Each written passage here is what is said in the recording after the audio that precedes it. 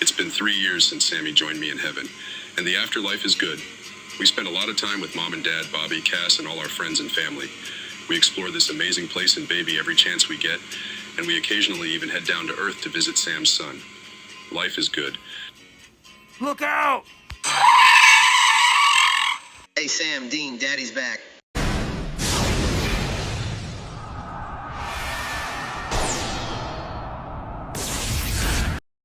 Chuck, how is this possible? That's not important. What you should be worrying about is that this is you and Dean's last few seconds in existence. You know that Jack will stop you again. You'll never get away with this. Jack is no longer in the picture, but anyway, good talking to you boys, but I've got a universe to take back. You've got 3 seconds to live. 2, 1, goodbye, boys. What the hell just happened, Sammy? I don't know. 1 minute Chuck says he's going to end us permanently, and the next we're in the middle of some town. Yeah, this place looks super familiar. You're right. Maybe we've been here before.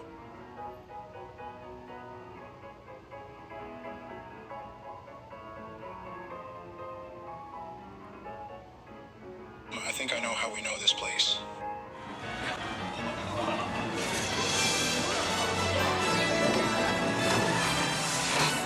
Son of a bitch.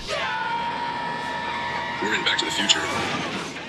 Dean, who would put us in a Back to the Future universe?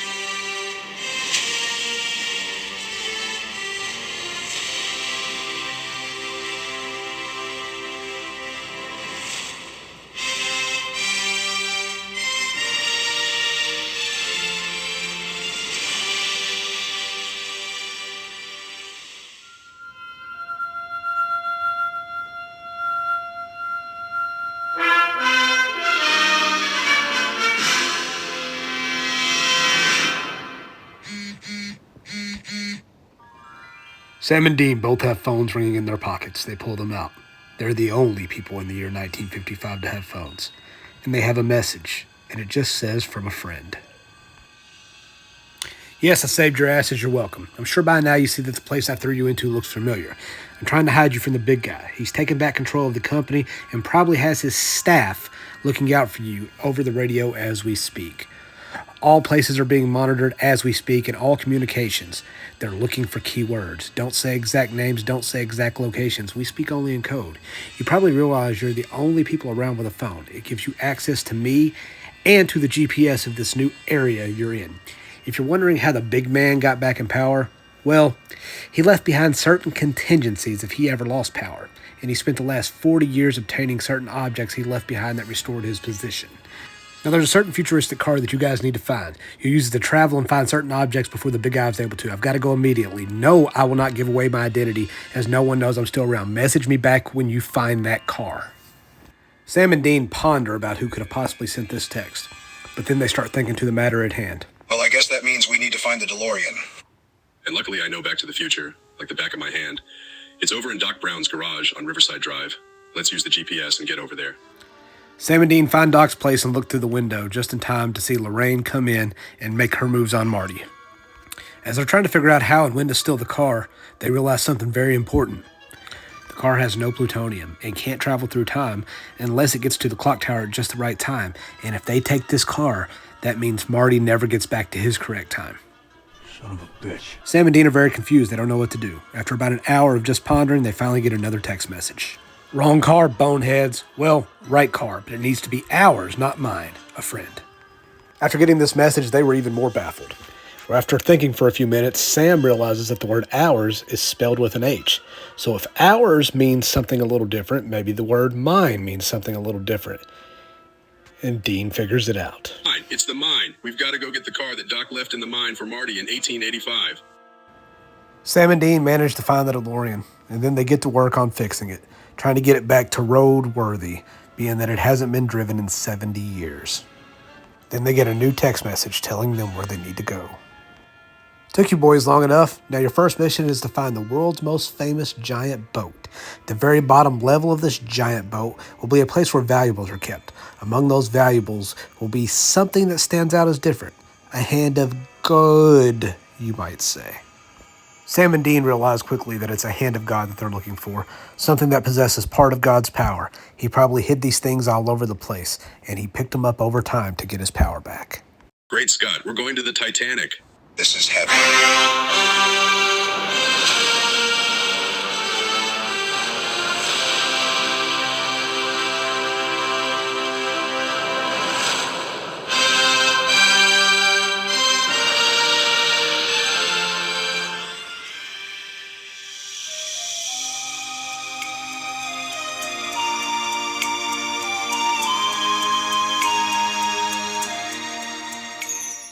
Sam and Dean got the DeLorean ready to go.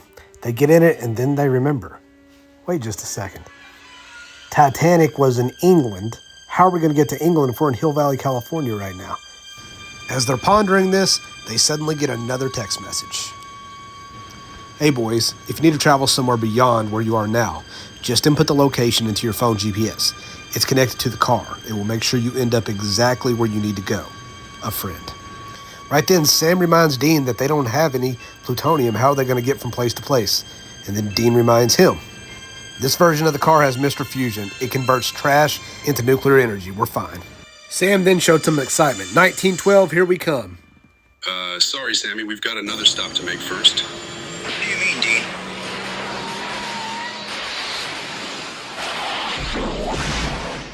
Sam was confused, but he looked down and saw that they're in 2015. He asked Dean what they're doing there. Dean told him to just look around.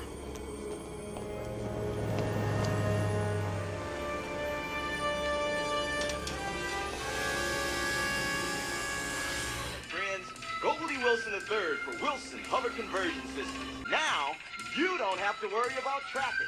I'll hover convert your old road car into a skyway flyer. Dean told Sam their mission would be much easier with a hover conversion. They could always fly away.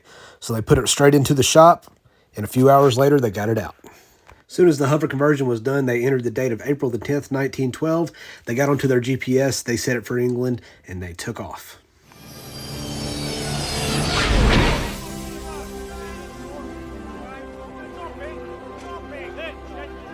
I've got to get some video of this. Can you believe it, Sammy? How are we going to get on board? Before Dean could answer Sam, he saw something that sent him into shock.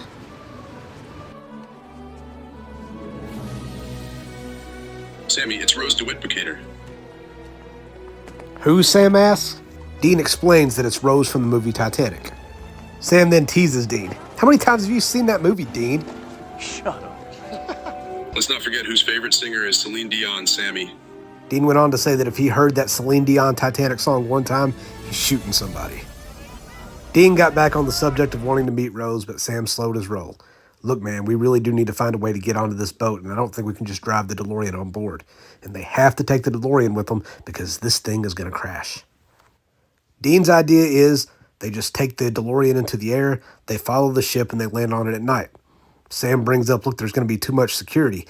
He says, but we know where security's going to be at one point of the night, and it's when Rose tries to jump. When Jack tries to save Rose's life, all the security will be running that way. They'll land on the Titanic. They'll go towards the lifeboats, and they'll use a lifeboat cover to cover the car. They'll get down to the bottom, and they'll do the job as quickly as they possibly can. Sam and Dean watch the Titanic sail away, and then they go for the DeLorean. Sam and Dean follow the ship for hours, and then realize it must be early in the morning before daybreak, before Rose actually jumps. They try to stay low out of everyone's sight, but it's just not happening. They start to worry that they're going to run out of gas, so they message the friend. They quickly get a response. You don't have to worry about that. The car is running off an external battery, the power of your soul, which could keep it in the air forever. I didn't want you guys to get trapped like the other guy who drove it. You should be fine. Text me only if I'm absolutely needed. A friend. That alleviated their worry, and they just kept watching out until they finally saw the scene start to unfold. Rose was trying to jump.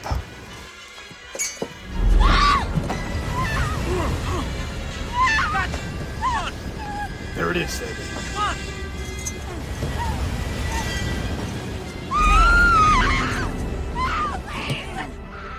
As soon as they saw the guards head that way, they went ahead and landed the boat on the deck, and then they went and found some coverings to cover it up.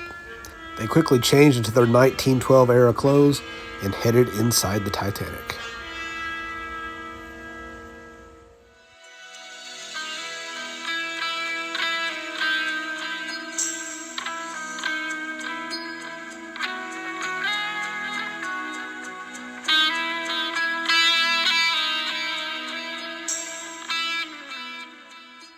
Sam and Dean go down into the Titanic and they find the grand staircase. As they start to make their way down it, they just sit down and just take in the moment. Wow, look where we are. We're inside the Titanic. This is an experience that you couldn't pay for. But then they heard a familiar voice. Hello, boys. Oh, crap. Standing behind them was Fergus McLeod himself, Crowley. He walks down the stairs in front of Sam and Dean. Crowley, what are you doing here? Crowley, I'm afraid I don't know that name. The name's McLeod. I'm an officer here on the ship. And who exactly are you? Are you telling me you don't know who we are? Crowley looks genuinely confused. He doesn't know what's going on. Sam goes on to tell Crowley that they're old acquaintances, and then asks him a question. Let me guess. You're on the Titanic to buy some souls before the ship sinks? Do it now! Crowley screams out as two officers hit Sam and Dean in the head with guns, knocking them unconscious. Dean begins to wake up, not sure of where he is or when he is. He sees a woman beside the bed. Mom, is that you? The woman says, "You've been asleep for nearly 8 hours now." I had a dream that Chuck tried to kill me and Sam, and we got zapped back in time. The woman assures him, "Well, you're safe and sound now on the Titanic." Titanic? Is this Misery? Are you Annie Wilkes? She said she didn't know who Annie Wilkes was. Then Dean figured it out. You're Molly Brown? She said, "Yes, I am Molly Brown. I saw these two officers hit you boys over the head, and I had to get down there right away and make sure that you were okay. I went to the captain himself so I could check on you boys." Dean asked where his brother is, and she said, "Well, he's over in the other bed. He's still out right now." Dean realized he was handcuffed to the bed. Just then, there was a knock. He was afraid of who it might be, but when Molly went to the door, it turned out to be Rose. Rose said she was heading back to her room, and she saw these guards strike them over the back of the head, and she also wanted to make sure they were okay. Dean was kind of excited, and he asked Molly if he and Rose could have a moment alone. Rose was a little weirded out by this, but she told Molly it was okay, and she stayed. "Look, you got to get me out of here," Dean said. And Rose said, "Well, why would I do that? I don't even know why you're here." And Dean said, "Look, the guys who knocked me over the head are very, very bad men. You have to trust me here. That's why they hit me over the head." Rose said it would do no good. There's two guards standing right outside the door. There's no way you're getting away. He said, "Well, trust me on this." He's like, "If there's two guards outside the door, how could I do you any harm? Please get me out of here." Rose thought about it and decided, okay. She knew where a key was. She went over to the dresser. She grabbed the key. She unlocked it. And right as she unlocked it, Crowley walked in. Crowley told Rose she could leave. Rose said good luck and walked out, and Dean quickly hid that he was no longer handcuffed. Crowley was holding a gun that appeared to be the Colt. When Crowley opened the door to let Rose out, Dean sprung from his bed, grabbed the coat from Crowley, and held it right at him. Move and I'll blow you away, you red-eyed son of a bitch. "Well, if you know me as you say you do, then you know that gun's not going to hurt me. I do have one question for you, though. How do you know that this ship is going to crash?" Dean tells him, long story short, we're from the future. We know you. We're kind of friends, kind of enemies. And yeah, I know this gun can kill you. "You want to make a bet on that?" Crowley said as he jumped forward and got shot by Dean. And it had no effect. Dean was shocked. "Sorry, it's not that coat." Crowley then leaps forward, grabs Dean, and takes the gun and puts it right to his head. "Now you're gonna die." But before Crowley could pull the trigger, Sam jumped up out of bed. He had picked the lock, and he grabbed the demon knife and held it straight to Crowley's neck. Sam then asked him, "What are you doing on this ship?" "Just going to America. Or halfway there, anyway. I had some inside sources that this ship was going to crash. So I figured I'd get on here. Not only could I get to America by lifeboat tomorrow, but I figured I could buy a few souls, and I wouldn't be killing them. They would die naturally, and that does waive the 10-year deal. And imagine the promotion that I'll get when I have hundreds of new souls, without having to wait that pesky 10 years. Dean said there was a gun fired. Why have no guards come in? Crowley explains that the room is soundproof because they wouldn't want anybody in here to scream and get on the nerves of other guests.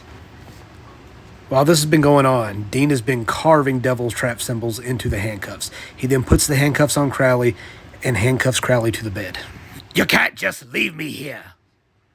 But that's exactly what they did. As they stepped out of the door, there was no security waiting on the outside. So Sam and Dean just snuck on by and made their way downstairs, trying to find the jewelry room, or any room with valuables. Sam and Dean spend the next 2 days searching for the hand of God all over the ship, and they find nothing. Nothing at all. They texted the friend where exactly they should look, but they didn't get a text back. They both started getting worried because even though they broke the lock, they know that that room's not going to hold Crowley forever. Then Dean says, you know what? Screw it.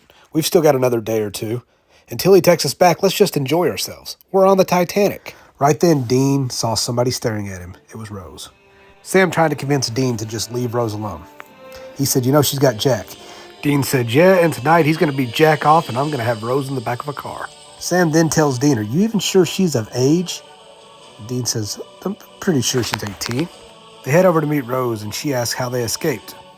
They tell her it was a big misunderstanding and they were let go. It's all good now. And Dean says, by the way, Rose, how old are you? And she said, I just turned 18 last month. He let out a big smile and said, hey, I want to show you something, Rose. Sam stops him and said, you can ruin her entire future. And he says, it's a movie future. Who cares? Dean takes Rose to the edge of the boat and says he's going to teach her something to close her eyes and he was going to show her to fly. Right as he got her arms out and she started to open her eyes, they hear something familiar. Hello, boys.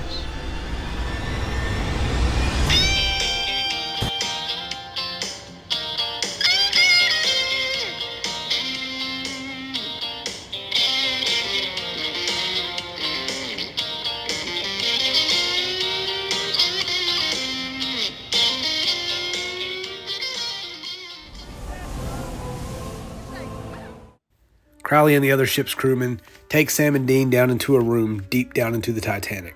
The crew members show their black eyes and reveal they too are demons working under Crowley. You know, you boys are starting to be a real pain in the ass. If it was up to me, I would kill you both. But I got a code of a couple of superiors, and they told me I shouldn't kill you, that you may be of use.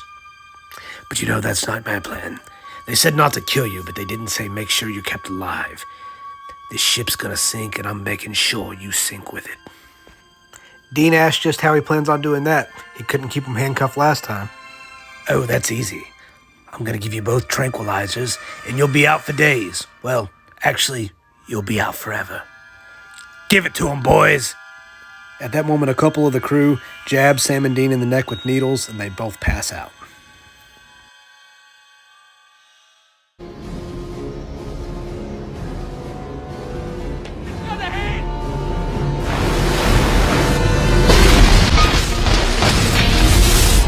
The Titanic hits, Sam and Dean are still out of it.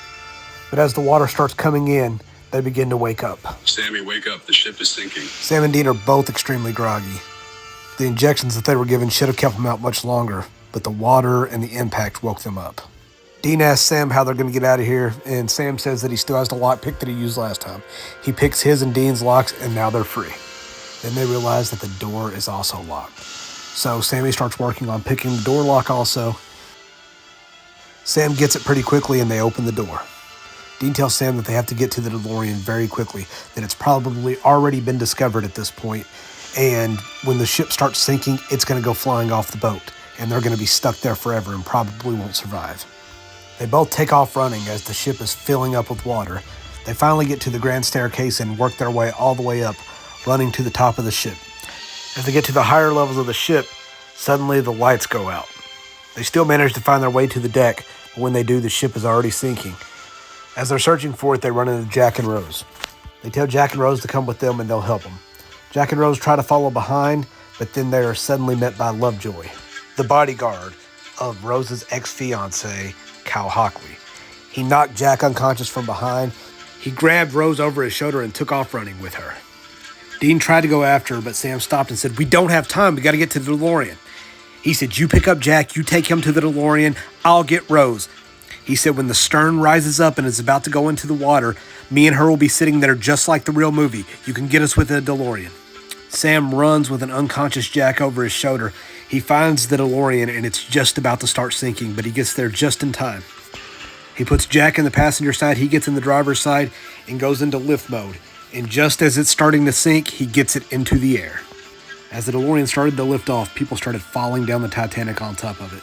So Sam tried to quickly steer away from everything that was going on to try to keep the DeLorean from taking any damage. He flew to the back of the ship and it was starting to lift into the air.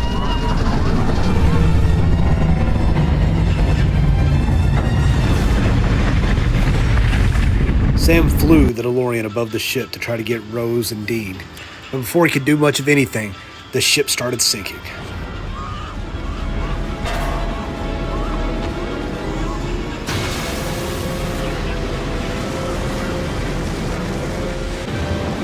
The ship is going to pull us under. Kick for the surface and keep kicking. Do not let go of my hand.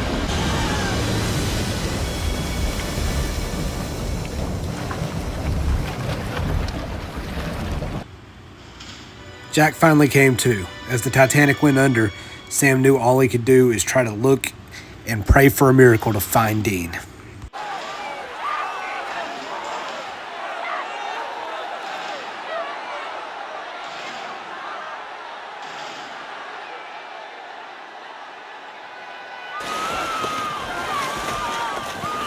Sam continued to fly overhead, but he and Jack just could not see Rose or Dean. It'd been over an hour, and the outlook was starting to be pretty bleak. Meanwhile, in the water, Dean finds the door. He puts Rose on top of it. You're gonna make it. Do you hear me, Rose? You're gonna die an old lady in her bed. Promise me you'll never let go. Rose promises. Just around this time, Sam finally spots them. He tries to drop down a rope for them to climb up, but both of them are too cold and are not able to. So he has to fly the DeLorean very, very close to the water to pick up Rose and Dean. Rose and Dean climb onto the hood, but they're both obviously freezing very badly, but there's not enough room to get them into the car.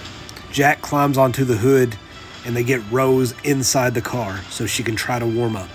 They turn the heat on, and Sam slowly flies the car towards the lifeboats. But they do want the DeLorean to be seen by as few people as possible. Then they saw something interesting in the distance. A lifeboat floating by itself with only one man. It was Crowley sitting alone on a lifeboat with no one else around. Sam devises a plan, but for it to work, Jack and Rose have to go back into the water.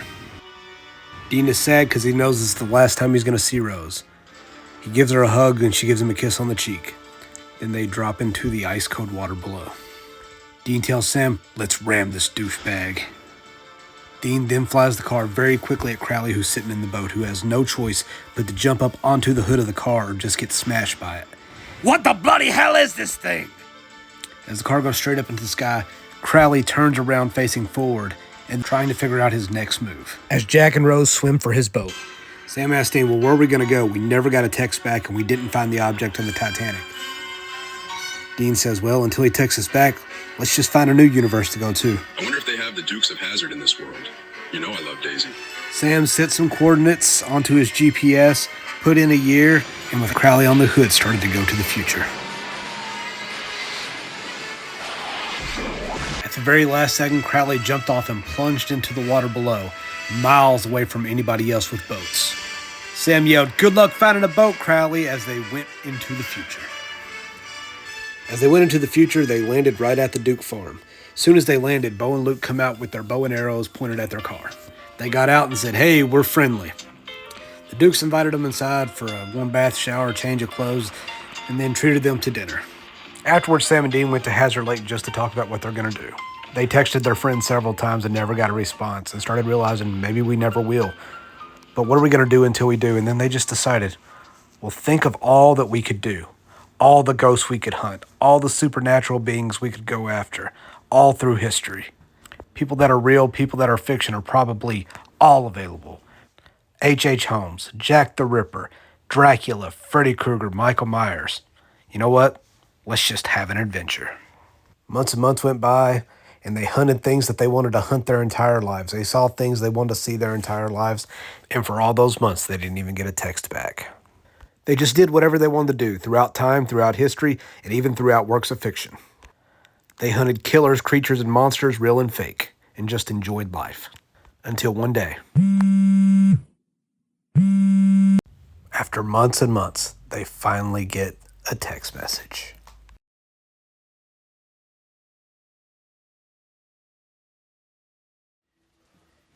Happy birthday to you. Happy birthday to you.